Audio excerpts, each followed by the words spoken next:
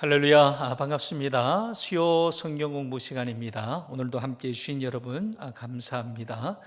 복되고 또 유익한 시간이 되시기를 소원합니다. 기도하겠습니다. 좋으신 아버지 하나님, 은혜를 감사합니다. 오늘도 저희들에게 말씀에 대한 사모함을 주시고 또 시간을 내어서 함께 또 공부의 자리에 임하게 하시니 감사합니다. 오늘도 우리가 함께 말씀을 나눌 때에 이 가운데서 주님께서 우리에게 들려주시는 그 말씀을 마음에 새기게 하시고 그 말씀을 붙들고 또 살아가는 성도의 삶이 되게 하여 주옵소서. 이 시간을 온전히 주님께 의탁하옵고 예수님 이름으로 기도하옵나이다. 아멘. 나는 전능하신 아버지 하나님, 천지의 창조주를 믿습니다. 나는 그의 유일하신 아들 우리 주 예수 그리스도를 믿습니다. 그는 성령으로 잉태되어 동정녀 마리아에게서 나시고 본디오 빌라도에게 고난을 받아 십자가에 못 박혀 죽으시고 장사된 지 사흘 만에 죽은 자 가운데서 다시 살아나셨으며 하늘에 오르시어 전능하신 아버지 하나님 우편에 앉아 계시다가 거기로부터 살아있는 자와 죽은 자를 심판하러 오십니다. 나는 성령을 믿으며 거룩한 공교회와 성도의 교제와 죄를 용서받는 것과 몸의 부활과 영생을 믿습니다. 아멘. 함께 찬양하겠습니다. 찬송가 393장입니다.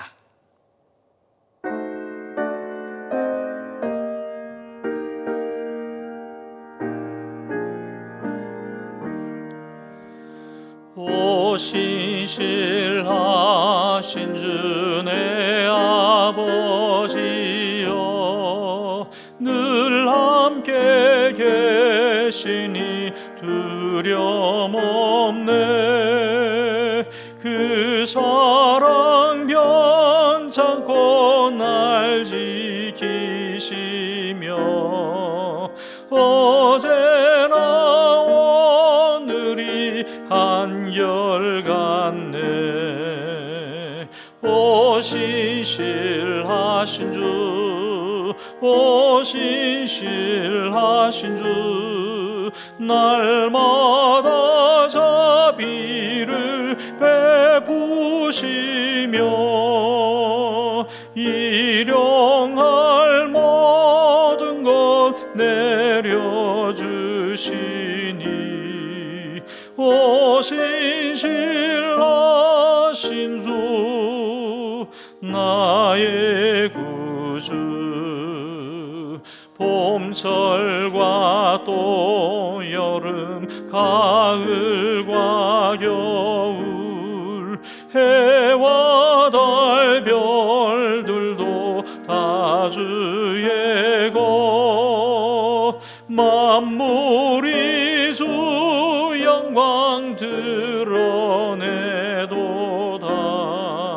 신실한 주 사랑 나타내네. 오 신실하신 주, 오 신실하신 주, 날마다 자비를 베푸시며 일용할 모든 것 내려주시니 오 신실하신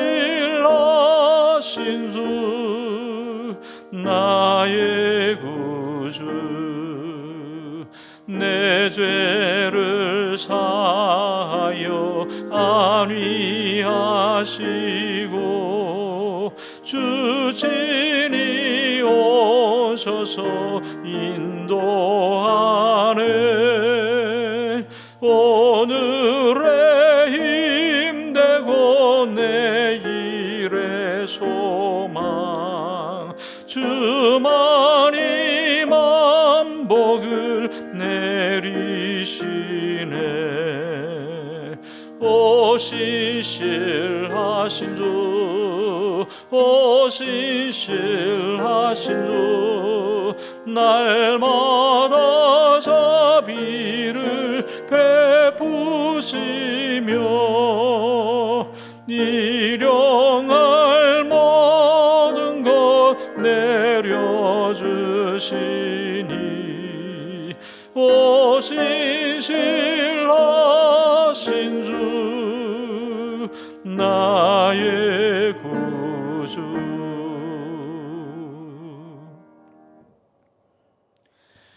네, 오늘은 제24과입니다. 성경에서 보여주는 하나님의 약속 6번째 시간이 되겠습니다. 오늘의 약속은 뭐냐? 공급하심의 약속입니다. 하나님께서는 공급해 주신다. 필요를 따라서 공급해 주신다라고 하는 약속이 말씀 가운데 있습니다. 빌립보서 4장 19절 말씀입니다. 빌립보서 4장 19절 함께 읽겠습니다. 나의 하나님이 그리스도 예수 안에서 영광 가운데 그 풍성한 대로 너희 모든 쓸 것을 채우시리라. 아멘. 다시 한번 읽습니다. 나의 하나님이 그리스도 예수 안에서 영광 가운데 그 풍성한 대로 너희 모든 쓸 것을 채우시리라. 아멘. 우리가 방금 부른 찬송 오 신실하신 주, 여러분 그렇습니다. 하나님의 성품, 하나님의 성품의 중요한 한 가지는 신실하심입니다. 신실하심, 신실하다는 것은 정직하시고 부지런하시다 그런 뜻입니다. 그래서 정직하신 분, 그리고 이루시는 진실된 분이시다 라고 하는 뜻입니다. 그런 하나님께서 당신의 약속을 반드시 이루시는데 우리의 모든 쓸 것을 채우신다, 공급해 주신다라고 말씀하십니다. 여러분, 우리가 인생을 살면서 필요가 있죠. 여러 가지 필요가 있습니다. 육적인 필요들, 영적인 필요들이 다양하게 있습니다. 매일 하루하루 살아가는데도 얼마나 많은 요소들이 필요한지 모릅니다. 한번 생각을 해보면 아침부터 저녁까지 필요한 것들이 얼마나 많은지 모릅니다. 우리가 먹는 것 그러지만 먹는 것 안에는 수만 가지가 들어있죠.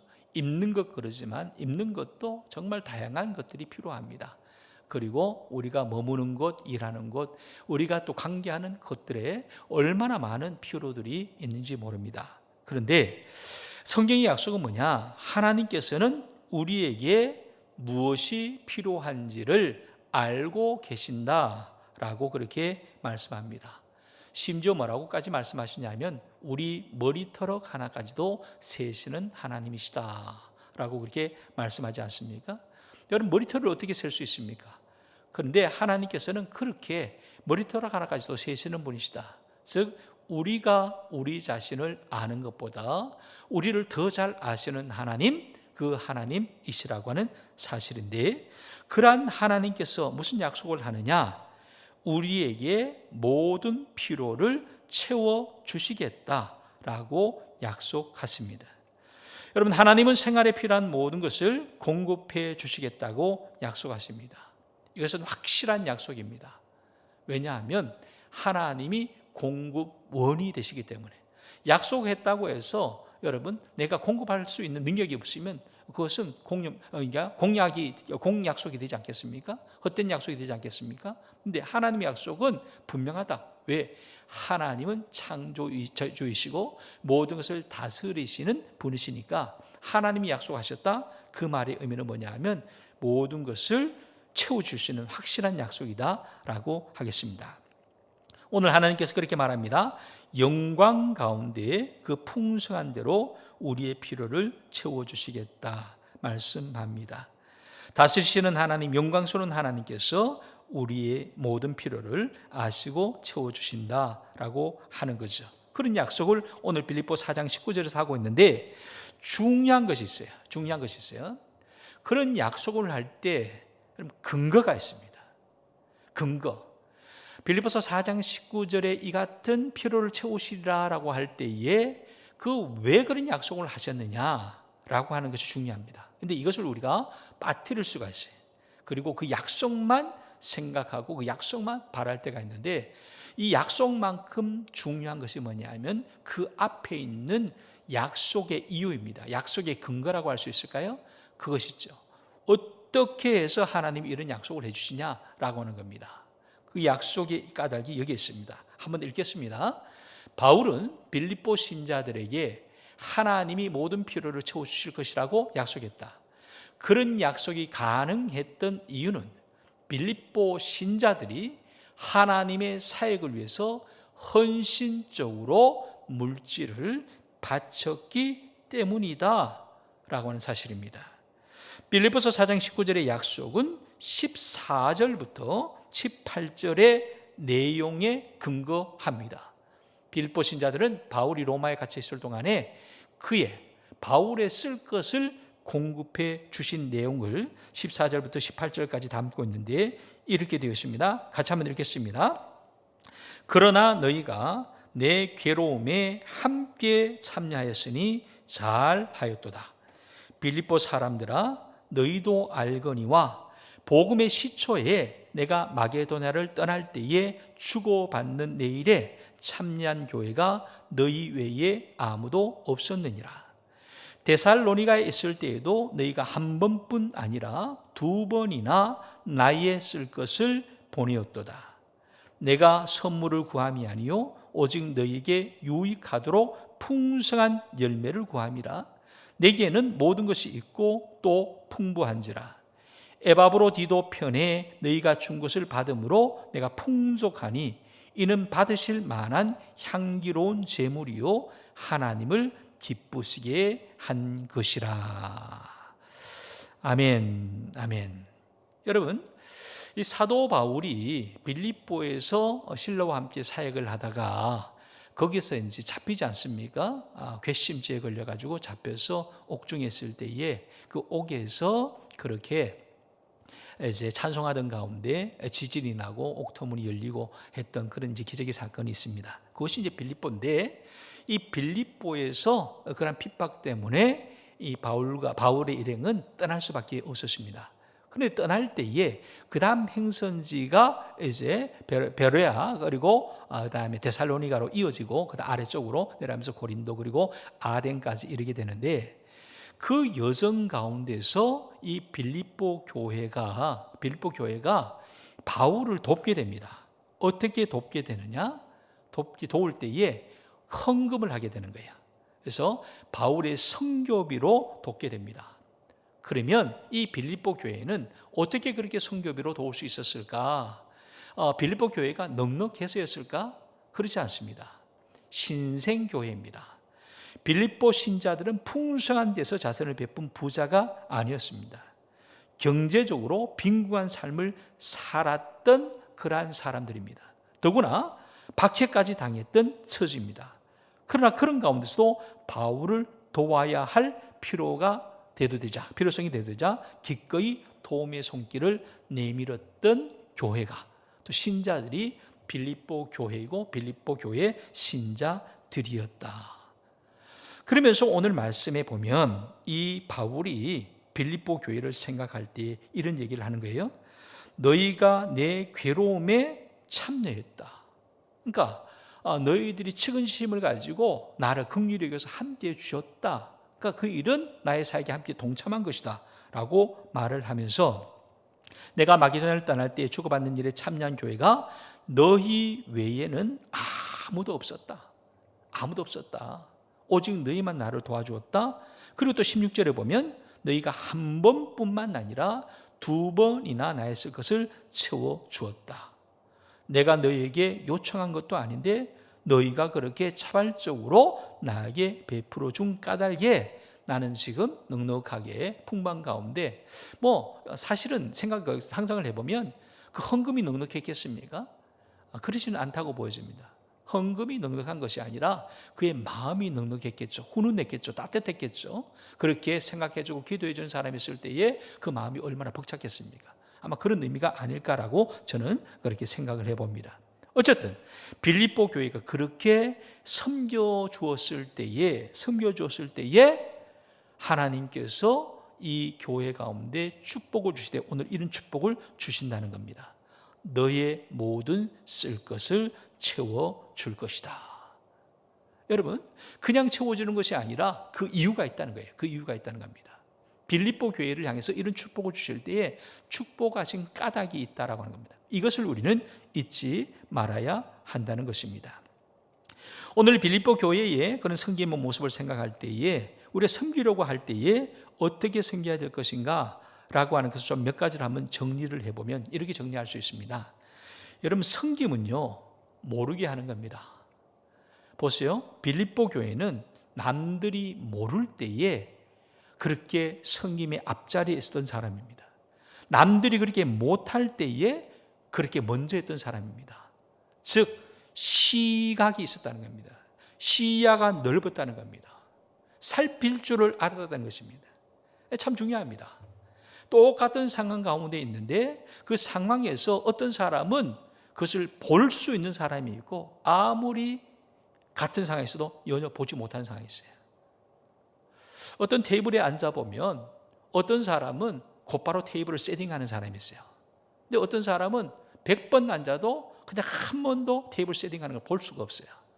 똑같은 상인데 왜 그렇습니까?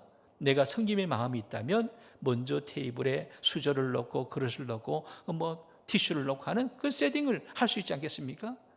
그런데 어떤 사람은 그 안 보이는 거예요. 섬김도 마찬가지입니다. 여러분, 보이는 사람이, 시각이 있는 사람이, 마음이 있는 사람이 그렇게 섬길 수 있다. 빌립보 교회가 그랬다는 겁니다. 다른 지나온 교회들이 있지 않습니까? 바울이 전도했던 교회들이 있지 않습니까? 그런데 그런 교회들은 왜 가만히 있었을까요? 여러분, 왜 선교회를 보내지 못했을까요? 왜 빌립보 교회만이었을까요? 그렇습니다. 우리가 섬기고자 할 때, 남들이 모를 때, 남들이 못할 때 할 수 있었으면 좋겠습니다. 또 한 가지는 한 번만이 아니라 두 번씩이나 라고 하는 표현을 하지 않습니까? 여러분, 한 번은 누구나 섬길 수 있어요. 근데 지속적으로 반복해서 계속해서 섬기는 것은 아무나 할 수 있는 일이 아닙니다. 계속하는 것은 결코 쉽지 않습니다. 한 번은 체면으로 할 수 있습니다. 그러나 두 번, 세 번 하는 것은 사랑이 없으면 할 수 없는 겁니다. 관심이 없으면 할 수 없는 겁니다. 동참 의식이 없으면 할 수 없는 겁니다. 동력 의식이 없으면 할 수 없는 것입니다. 또 한 가지 그렇게 말합니다. 너희들이 준 것이 나에게 풍성했다, 넉넉했다라고 하는 표현을 하죠. 여러분, 넉넉하게 섬겼다는 겁니다. 풍성하게 섬겼다는 겁니다. 제대로 한번 섬겼다는 겁니다. 흉내는 낼 수 있습니다. 나도 참여했다, 흉내는 낼 수 있어요. 그러나 정성을 다해서 최선을 다하는 것은 아무나 할 수 있는 일이 아닙니다. 교회 일도 그렇습니다. 내가 체면으로 할 수 있고 한 번은 할 수 있고 그냥 흉내는 낼 수 있을지 모르지만 정말 전심을 다해서 최선을 다해서 계속적으로 이러나 저러나 바람이 부나 비가 오나 계속해서 섬기는 것은 아무나 할 수 있는 일이 아니다 라고 하는 것입니다. 여기에서 우리가 배울 필요가 있다라고 하는 것은, 배울 필요가 있다. 우리가 정말 사랑이 있다면 여러분 한번 생각해 보세요. 할머니가 있습니다. 할머니의 품에 손주가 있어요. 할머니가 이 손주를 내려다보는 그 눈은 그 눈빛 자체가 사랑으로 가득하지 않습니까? 그리고 그 손주를 위해서는 뭐든지 넉넉하게 공급하는 할머니의 마음이 있지 않습니까? 그렇습니다. 이것이 바로 우리가 가져야 될 태도인데 빌립보 교회가 그러한 것을 보여주었다라고 하는 것입니다. 하나님의 기대는 뭐냐? 하나님은 우리 자신보다 다른 사람을 먼저 생각하기를 원하십니다. 우리는 어려운 이웃을 잊어서는 안 됩니다. 우리가 다른 사람들의 필요를 채워주면 하나님은 우리의 필요를 채워주십니다. 하나님의 축복을 받으려면 먼저 베풀 줄 알아야 합니다. 그래서 베푸는 삶의 축복이 어디에 있느냐? 두 번째로 보면 베푸는 삶, 베푸는 삶에 대해서 축복하는 내용이 성경 곳곳에 있습니다. 이 빌립보서 4장 외에도 곳곳에 있는 성경 구절을 보면 먼저 누가복음 6장의 말씀입니다. 이렇게 말합니다. 주라 그리하면 너희에게 줄 것이니 곧 후히 되어 누르고 흔들어 넘치도록 하여 너희에게 안겨주리라. 너희의 헤아리는 그 헤아림으로 너희도 헤아림을 도로 받을 것이니라. 여러분, 주는 자에게 복이 옵니다. 주는 자에게 하나님께서 채워주시되 뭐라고 말합니까? 후히 되어서 누르고 흔들어서 넘치도록 안겨주리라. 하나님의 약속입니다. 그런데 인생께서 헤아려 가면서 이것만 할까? 요 정도면 될까? 그럼 그렇게 하면 하나님도 그렇게 헤아릴 것이다. 무섭지 않습니까? 여러분, 넉넉하시길 바랍니다. 넉넉하게 베푸시길 바랍니다. 하나님께서 그 이상으로 갚아주시고 채우실 줄로 믿습니다. 잠언서 19장 17절의 말씀입니다. 가난한 자를 불쌍히 여기는 것은 여호와께 꾸이는 것이니 그 선행을 갚아주시리라. 구제하는 것은 하나님께 빌려주는 것이라는 거예요. 하나님께 꾸이는 것이다. 하나님이 꾸이는 것이다. 즉 가난한 자를 불쌍히 여기는, 꾸인다는 것은 뭡니까? 빌려준다는 것 아닙니까? 빌려준다는 것은 갚아야 된다는 것 아닙니까? 우리가 구제하면 하나님께서 갚아주신다. 반드시 갚아주신다. 선행을 갚아주신다. 약속의 말씀입니다. 또 잠언서 28장 27절에 보면 가난한 자를 구제하는 자는 궁핍하지 아니하려니와 못 본 채 하는 자에게는 저주가 많으리라. 불쌍한 것을 보고도 그냥 지나쳐버리면, 못 본 채 하면, 내가 도와야 할 것을 알면서도 내 마음에 인색해서 그것을 돕지 못한다면, 내 손을 펴야 할 때인 줄 알면서도 내 것이 아까워서 귀찮아서 그리고 잊어버리고 내 손을 거두어 버린다면 하나님께서 그것을 보시고 그것을 아시고 그것에 저주하신다. 얼마나 무서운 말인지 모릅니다. 전도서 11장에는 그런 말도 하죠. 식물을 물 위에 던지라 라고 하는 거예요. 식물을 물 위에 던지라. 그러면 식물을 물 위에 던지면 그 나일강의 하고는요, 정말 엄청난 곡창지대입니다. 위에서부터 홍수가 나서 그런 씨앗들이 뿌려져서 흘러내려갈 때 아래쪽에서는 엄청난 그러한 곡식이 거두어진다는 사실은 우리가 주고 나누고 그렇게 베풀 때에 하나님께서 큰 은혜의 축복을 주신다는 비유로 우리가 봤습니다. 그렇습니다. 우리가 이 같은 구제를 하게 될 때에, 베푸는 삶을 살게 될 때에 자칫 우리가 좀 착각하거나 인색하기 쉬운 이유가 뭐냐 하면 내가 어떻게 돌려받을까를 생각하는 거예요. 이것이 참 문제입니다. 여러분, 성령의 법칙은 이것을 잊어버리라는 겁니다. 돌려받을 것을 생각하지 말아라. 나는 그저 줄 뿐이다. 내가 할 일을 할 뿐이다 라고 하는 것은, 그런 말 있지 않습니까? 내일 당장 지구에 종말이 와도 나는 한 그루 사과나무를 심겠다. 그런 말 있지 않습니까? 여러분, 내일을 걱정하지 말고 다음에 어떻게 생각할지 말고 내가 오늘 할 일을 하는 것, 그것이 바로 하나님께서 우리에게 요구하는 겁니다. 뿐만이 아닙니다. 내가 거둘 것이라고 하는 생각을 버리는 것이 중요합니다. 기대하지 않는 것이 중요합니다. 이것이 성경의 법칙입니다. 맡겨야 됩니다. 나는 그저 내가 할 일뿐이고 나는 모든 것을 주님께 맡긴다는 그런 믿음의 삶을 살아가는 것, 그것이 바로 저와 여러분이 감당해야 될 모습인데, 그럴 때 하나님께서 이런 약속을 주는 거죠. 내가 너희 모든 것을 채워줄 것이다. 풍성하게 채워줄 것이다. 약속합니다. 여러분, 오늘 이 짧은 성경 말씀을 통해서 우리의 마음속에 이 같은 믿음으로 새로워지길 바랍니다. 하나님께서는 공급해 주신다. 넉넉히 공급해 주신다. 풍성하게 공급해 주신다. 반드시 공급해 주신다. 우리의 모든 것을 아시는 하나님이시다. 내가 나를 아는 것보다 더 잘 아시는 하나님이시다. 그런 하나님을 믿는 믿음 가운데 설 때에 중요한 것, 어떨 때 나에게 공급해 주시느냐.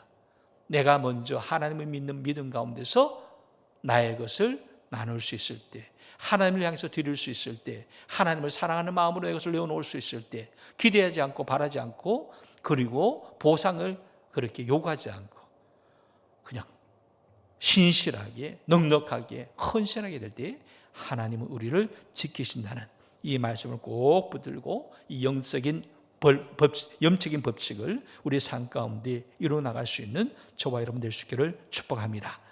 결론의 말씀 우리 함께 읽겠습니다. 하나님의 축복을 받는 비결은 베푸는 것이다. 하나님은 우리의 모든 필요를 채워주신다. 그분은 그렇게 하겠다고 약속하셨다. 그동안 하나님의 약속을 경험한 신자들이 셀 수 없이 많다. 우리도 그렇게 할 수 있다. 아멘. 저와 여러분도 이 같은 하나님의 공급하심 은혜를 누릴 수 있기를 축복합니다.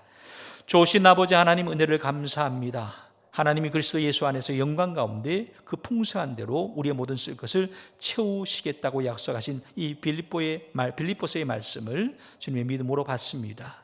그러나 우리가 마음에 다시 한번 다지는 것은 빌립보 교회가 그 같은 축복의 약속을 받기까지 그 교회가 얼마나 헌신적이었던가를, 얼마나 하나님을 사랑했던가를, 하나님의 뜻을 이루기 위해서 최선을 다했던가를 놓치지 않는 저희들 되게 하여 주시옵소서. 오늘도 도우신 주님을 인하여 감사하고 예수님 이름으로 기도하옵나이다. 아멘. 하늘에 계신 우리 아버지, 아버지의 이름을 거룩하게 하시며 아버지의 나라가 오게 하시며 아버지의 뜻이 하늘에서와 같이 땅에서도 이루어지게 하소서. 오늘 우리에게 일용할 양식을 주시고 우리가 우리에게 잘못한 사람을 용서하여 준 것 같이 우리 죄를 용서하여 주시고 우리를 시험에 빠지지 않게 하시고 악에서 구하소서.